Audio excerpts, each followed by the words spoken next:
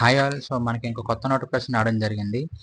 So మొత్తం ఈ notification గురించి మొత్తం అంతా కూడా ఈ వీడియోలో డిస్కస్ చేద్దాం. ఎక్కడి నుంచి వచ్చింది, ఎవరు అప్లై చేయొచ్చు, ఇలా స్టార్టింగ్ డేట్ ఎప్పుడు, లాస్ట్ డేట్ ఎప్పుడు, శాలరీ ఎంత, అప్లికేషన్ ప్రాసెస్ ఏంటి, సెలక్షన్ ప్రాసెస్ ఏంటి, ఇలా మొత్తం అన్నీ కూడా ఈ వీడియోలో డిస్కస్ చేద్దాం. ఈ వీడియో చివరి వరకు చూడండి. సో ఇది చాలా ఫ్రెష్ నోటిఫికేషన్. మీరు ఇక్కడ చూసుకుంటే డేట్ వచ్చేసరికి 27/8/2025 ఈ యొక్క నోటిఫికేషన్ రిలీజ్ చేయడం జరిగింది. అండ్ ఈ యొక్క నోటిఫికేషన్ అనేది power grid corporation of India limited నుంచి రావడం జరిగింది అనమాట. ఇది ఒక Indian enterprises, government of India enterprises అనమాట. ఓకేనా. సో ముందుగా ఇక్కడ వేకెన్సీస్ చూసుకుంటే ఫీల్డ్ ఇంజనీర్కి అలాగే ఫీల్డ్ సూపర్వైజర్కి వేకెన్సీస్ ఉన్నాయన్నమాట. ఇది ఎలక్ట్రికల్ డిపార్ట్మెంట్ ఒక నోటిఫికేషన్. సో మనకి టోటల్గా చూసుకుంటే 1543 అంటే 1543 వేకెన్సీస్ ఉన్నాయన్నమాట. ఓకేనా. అంటే ఇంచుమించు దాదాపు 1500 వేకెన్సీస్ ఉన్నాయి. సో చాలా ఎక్కువ ఉన్నాయి. సో వీలైనంత వరకు ఎలిజిబుల్ అని ప్రతి ఒక్కరు కూడా అప్లై చేయడానికి ట్రై చేయండి. ఓకేనా. సో ఇక్కడ మనం ఏజ్ విషయం చూసుకుంటే మనకి ఈ యొక్క నోటిఫికేషన్కి అప్లై చేయాలంటే మ్యాక్సిమం ఏజ్ లిమిట్ వచ్చేసరికి 29 ఇయర్స్ బిలో ఉండాలి. అండ్ అలాగే 18 ఇయర్స్ అబవ్ ఉండాలన్నమాట. సో ఎవరికైతే 18 ఇయర్స్ అబవ్ 29 ఇయర్స్ బిలో ఉంటారో అది కూడా ఎప్పుడు యాజ్ ఆన్ 17/9 అనమాట. అంటే సెప్టెంబర్ 17th కల్లా మీకు 29 ఇయర్స్ వచ్చి ఉండాలి, లేకపోతే బిలో ఉండాలి. దానికంటే 29 ఇయర్స్ కంటే ఎక్కువ ఉంటే మీరు ఈ యొక్క నోటిఫికేషన్కి ఎలిజిబుల్ కారనమాట. ఓకేనా. సో అలాగే మనం శాలరీ వైజ్గా చూసుకుంటే ఫీల్డ్ ఇంజనీర్స్కి శాలరీ వచ్చేసరికి పర్ ఇయర్ వచ్చేసరికి మీకు 8.9 lakhs ఇస్తారనమాట. ఓకేనా.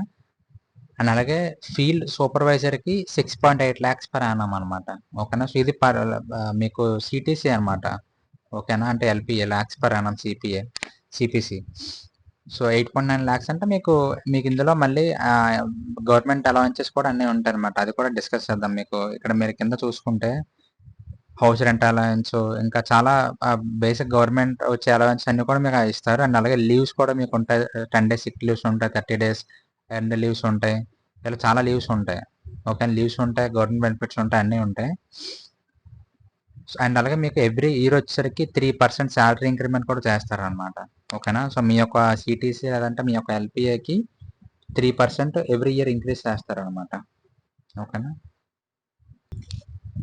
సో మనం సెలక్షన్ ప్రాసెస్ చూసుకుంటే, సో ముందుగా ఎవరైతే అప్లై చేస్తారో వాళ్ళందరికీ కూడా ఒక ఎగ్జామినేషన్ ఉంటుంది అనమాట. 1 hour ఎగ్జామినేషన్ ఉంటుంది. సో ఆ ఎగ్జామినేషన్ ఎవరైతే క్వాలిఫై అవుతారో ఆ క్వాలిఫై అయిన వాళ్ళని షార్ట్ లిస్ట్ చేస్తారనమాట. ఓకేనా. సో అందులో మనకి సెక్షన్స్ చూసుకుంటే technical knowledge test, aptitude test, general English, reasoning, అలాగే క్వాంటిటేటివ్ యాప్టిట్యూడ్, జనరల్ అవేర్నెస్, ఇలా ఇవన్నీ కూడా మనకి కేటగిరీస్ ఉంటాయి అనమాట, సెక్షన్స్ ఉంటాయి ఒక ఎగ్జామ్కి. సో ప్రతి క్వశ్చన్ ఎంసీక్యూ టైప్ అనమాట. అంటే మల్టిపుల్ చాయిస్ క్వశ్చన్స్ అంటారు కదా. సో అలాగా మీకు 4 ఆప్షన్స్ ఉంటాయి. మీరు ఏ ఆప్షన్ అయినా చూస్ చేసుకోవచ్చు. సో ఒక ఆప్షన్కి 1 మార్క్ ఉంటుంది. అలాగే మీరు రాంగ్ పెడితే నెగిటివ్ మార్కింగ్ ఏమి ఉండదు అనమాట. ఓకేనా. సో నెగిటివ్ మార్కింగ్ ఏమి ఉండదు. 4 ఆప్షన్స్ ఉంటాయి. మీరు పెట్టే ఆప్షన్ కరెక్ట్ అయితే 1 మార్క్ అవుతుంది, రాంగ్ అయితే మీకు 0 అనమాట, మార్క్స్ యాడ్ అవ్వవు. అండ్ అలాగే నెగిటివ్ మార్క్స్ కూడా ఏమి ఉండవు అనమాట. సో ఇక్కడ చూసుకుంటే qualifying marks would be minimum 40% for unreserved including EWS and 30% for reserved vacancies అనమాట. Reserved vacancy 30% minimum qualifying marks, 40% for unreserved and including EWS అనమాట. ఓకేనా. సో ఇక్కడ రాసారు చూడండి. క్యాండిడేట్స్ అదే షార్ట్ లిస్ట్ అయిన వాళ్ళు will be short listed and called for interview. So ఎవరైతే ఈ యొక్క ఎగ్జామినేషన్లో క్వాలిఫై అవుతారో వాళ్ళకి ఇంటర్వ్యూ షెడ్యూల్ చేస్తారనమాట. ఓకేనా. ఇంటర్వ్యూ క్వాలిఫై అయిన తర్వాత మీకు డైరెక్ట్గా జాబ్ వేకెన్సీ అనేది అలాట్ చేయడం జరుగుతుంది అనమాట. సో ముందు ఇక్కడ చూసుకుంటే టెస్ట్ సెంటర్స్ వచ్చేసరికి మనకి డిఫరెంట్ స్టేట్స్లో ఉన్నాయి. ఢిల్లీ, కోల్కతా, భోపాల్, బొంబాయి, బెంగళూరు, ఇవన్నీ. కాకపోతే మనకి జాబ్ పోస్టింగ్స్ వచ్చేసరికి మన ఏపీ స్టేట్స్లో వేయించుకోవచ్చు. సో మనకి ఆంధ్రప్రదేశ్, తెలంగాణలో రెండింటిలో ఎక్కడైనా సరే మన జాబ్ పోస్టింగ్ వస్తుంది. కాకపోతే టెస్ట్ సెంటర్స్కి మాత్రం మీరు ఈ 6 స్టేట్స్కి వెళ్ళాల్సి ఉంటుంది అనమాట. ఓకేనా. సో అలాగని మీరు బాధపడక్కర్లేదు. ఎందుకంటే మనకి జాబ్ వచ్చిన తర్వాత మనం జాబ్ ఎక్కడ చేసుకోవచ్చు, మన సిటీ స్టేట్స్లోనే. కాకపోతే ఎగ్జామినేషన్స్కి మాత్రం మీరు ఈ యొక్క స్టేట్స్కి వెళ్ళాల్సి ఉంటుంది అనమాట. ఓకేనా. అలాగే అప్లికేషన్ ఫీజు చూసుకుంటే ఫీల్డ్ ఇంజనీర్ అనే పోస్ట్కి మనకి 400 రూపాయలు, 400 రూపీస్ అప్లికేషన్ ఫీజు అనమాట.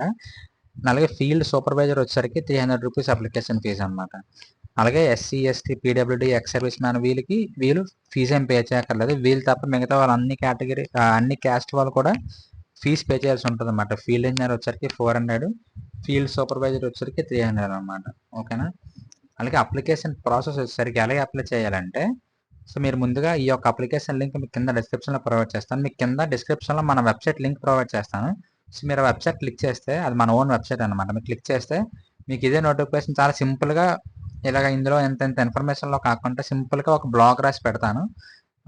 అంటే పెద్ద పెద్ద సెంటెన్సెస్ వర్డింగ్స్ అని కాకుండా మీకు సింపుల్గా టేబుల్ ఫార్మేట్లో నీట్గా అర్థమయ్యేలా పెట్టి అందులో మీకు కింద మీకు అన్ని లింక్స్ ఇస్తాను. అప్లికేషన్ లింక్ ఇస్తాను, ఈ యొక్క నోటిఫికేషన్ లింక్ ఇస్తాను, అలాగే మన WhatsApp broadcast community channel link ఇస్తాను. మీరు అందులో జాయిన్ అయ్యి అందులో మీరు జాయిన్ అవ్వచ్చు. మనకి ఏమైనా వీడియో పెట్టగానే నేను అందులో లింక్ పోస్ట్ చేస్తాను. మీరు వెంటనే ఆ యొక్క వీడియో చూసి మీరు ఏ జాబ్కి అయితే ఆ జాబ్కి అప్లై చేసుకోవచ్చు అనమాట.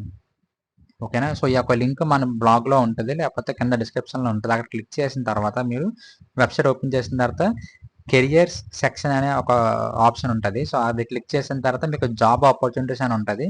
దాని లోపల ఓపెనింగ్స్ ఉంటుంది. ఓపెనింగ్స్ లోపల ఎగ్జిక్యూటివ్ పొజిషన్స్ అని ఉంటుంది అనమాట. ఓకేనా. Executive positions on all India basis and then engagement of experienced personnel and contract basis అని ఉంటుంది అనమాట. సో ఆ విధంగా మీరు అప్లై చేయాల్సి ఉంటుంది. ఓకేనా. సో మీకు ఆటోమేటిక్గా వెబ్సైట్ ఓపెన్ చేసి చూడగానే మీకు ఒక ఐడియా వచ్చేస్తుంది. సో మీరు ఆ విధంగా అప్లై చేసుకోవచ్చు అనమాట. కాకపోతే మీరు అప్లై చేసే ముందు వీళ్ళు డాక్యుమెంట్స్ లిస్ట్ ఇచ్చారు. సో ఆ లిస్ట్ మీరు ఆల్రెడీ ముందుగా తయారు చేసుకొని సైజెస్ కూడా ఉంచుకుంటే మీకు వర్క్ అనేది సింపుల్ అవుతుంది అన్నమాట, అప్లై ప్రాసెస్.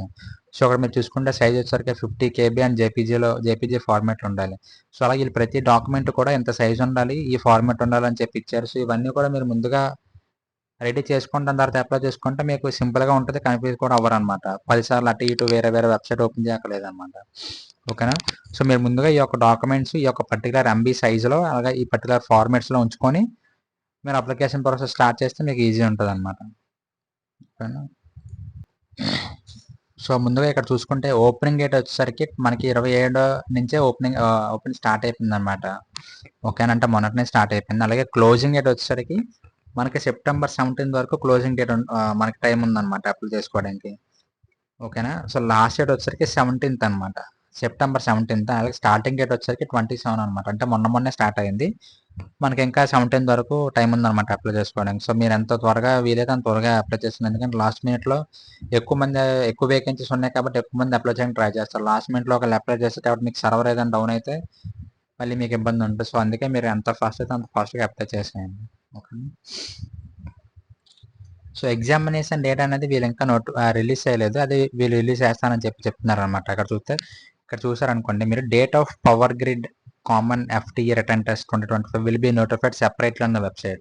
వీళ్ళ వెబ్సైట్లో ఆ డేట్ పోస్ట్ చేస్తారంట. నేను కూడా అప్డేట్ ఇవ్వడానికి ట్రై చేస్తాను. లేకపోతే మీరు కూడా రెగ్యులర్గా వెబ్సైట్ చెక్ చేస్తుందండి. వీళ్ళు రిటర్న్ టెస్ట్ ఎగ్జామ్ డేట్ అనేది రిలీజ్ చేస్తారనమాట. ఓకేనా. సో ఈ వీడియో కోసం ఇంతే. అండ్ మీకు ఏమైనా డౌట్స్ ఏమైనా ఉంటే కింద కామెంట్ సెక్షన్లో కామెంట్ చేయండి, నేను రెస్పాండ్ అవుతాను. అండ్ నెక్స్ట్ వీడియో కోసం మన ఛానల్ని ఫాలో అవుతున్నాను. And thank you so much.